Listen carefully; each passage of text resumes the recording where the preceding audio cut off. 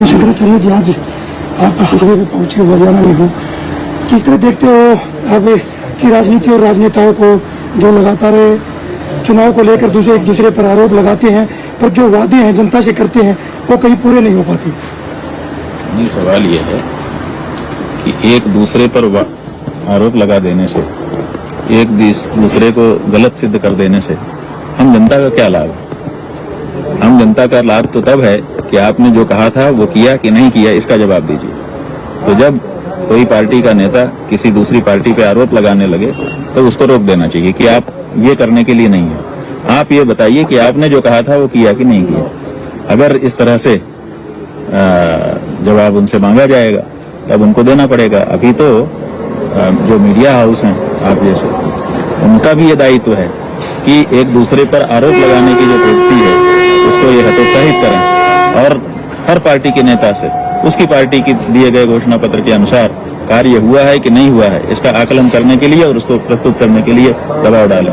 2014 में देश के प्रधानमंत्री मोदी बने थे, एक बजट भी पास किया था, गंगा को साफ सुथरा बनाएंगे, स्वच्छ बनाएंगे।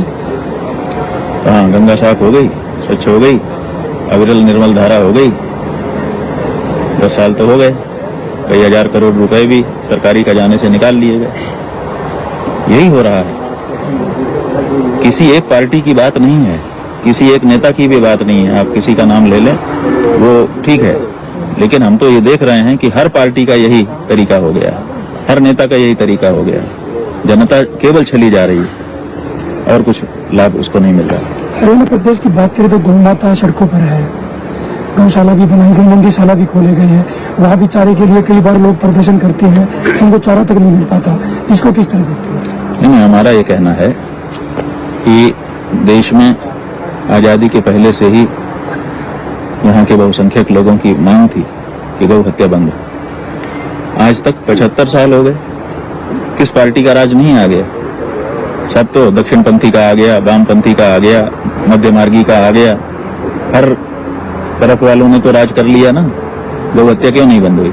इसका मतलब है कि कहीं न कहीं भारत की जो मूल भावना है उसको समझने वाली पार्टी अभी तक सत्ता में नहीं आई।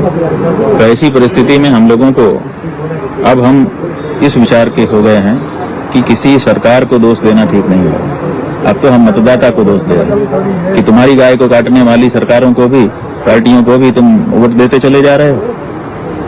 क्या तुमको गौ हत्या का पाप गौ हत्यारी पार्टी को समर्थन करने से नहीं लगेगा? इस बात का तो विचार करो।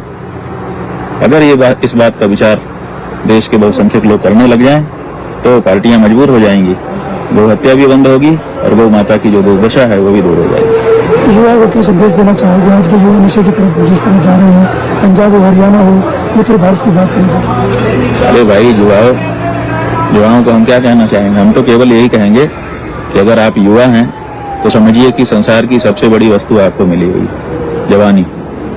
जवानी जो है इसकी कोई दूसरी कीमत नहीं है। इसको बचा के रखो, इसका सदुपयोग करो। ऐसी वस्तु आपको मिल गई है कि आप कुछ भी कर सकते हो, लेकिन आप इसको गलत रास्ते पर जाकर के बर्बाद कर देते हो जीवन पर्यंत। उसके बाद पछतावे के सिवाय आपको कुछ नहीं मिलता, नरक हो जाती है जिंदगी आपकी।